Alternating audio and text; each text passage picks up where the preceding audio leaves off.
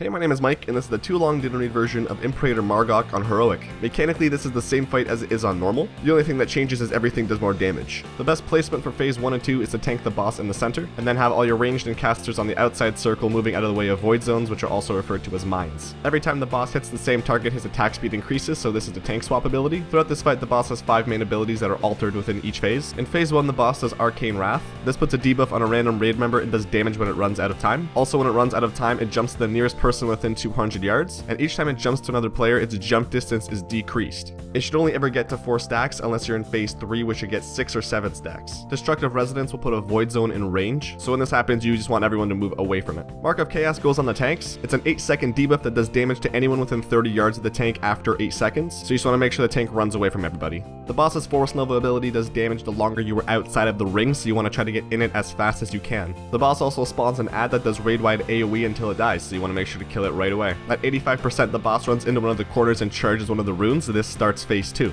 In phase 2, the person that is branded is tethered to 10 yards within where they obtained the debuff. The void zone in phase 2 now just grows bigger over time. The tank that obtains Mark of Chaos will be teleported to a random location, making it a little bit more difficult at times to run away from people. The Force Nova in this phase pushes you away as it's coming towards you, so it's a little bit harder to get inside of it. The ad in this phase is a knockback when it dies, so you want to make sure that no one is standing near a void zone, because if they get knocked back into it, it'll explode and kill a lot of people. At 55%, the boss goes to another corner and charges another rune for a minute. At this point, 2 war mages spawn in the back of the room. They fixate a random target and start casting Nether Blast at them, which can be interrupted. The person that gets fixated has to stay 5 yards away from anybody in the raid, otherwise the damage they take will also be done to people beside them. These war mages also buff anything within 25 yards of them, so make sure not to kill any ads near them. Also, during this intermission, volatile anomalies will spawn from the rune every 12 seconds. These need to be picked up by the tanks. When the anomalies die, they do a raid-wide AoE, so you want to try to make sure to kill most of them single target. When these ads are dying is usually when the majority of healing cooldowns are used. In phase 3, the jumping range of Brand is only decreased by 25%, so it's going to be a lot harder to get out of range when you have it. So instead of going from 200 yards down to 100 yard jumping radius, it goes down from 200 to 150.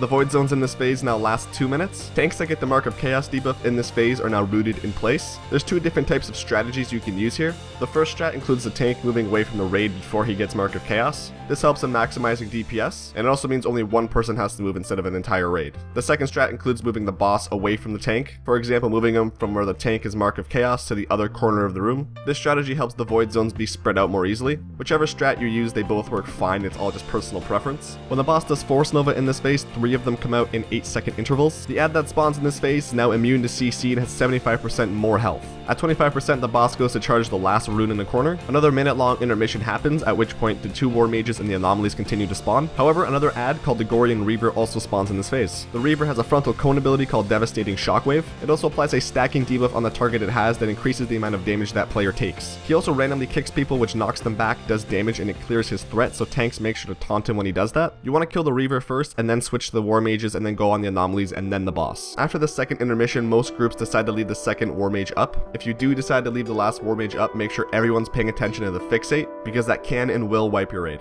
In this phase, the brand now hits 2 people. When the void zones in this phase expire, or if someone runs over them, 2 more will spawn. When the Mark of Chaos debuff fades from the tank in this phase, 8 orbs of chaos will come from that tank. Each orb flies out in a random direction and hits anyone in its path, so make sure to avoid those. In this phase, it's very important to stay 4 yards spread apart, especially for Force Nova, because when that happens, Force Nova does damage to you and anyone within 4 yards of you. So if you are not spread apart, this will kill you. When the ad that spawns in this phase dies, it spawns 7 smaller ads that should be killed. I've also heard of some groups taking 3 tanks to this fight. In this phase specifically, they'll have that 3rd tank taking the ads and cutting them around the room. That was a too long didn't read version of Imperator Mar'gok on Heroic. If you have any questions, let me know down below in the comments. Thanks for watching and have a great day.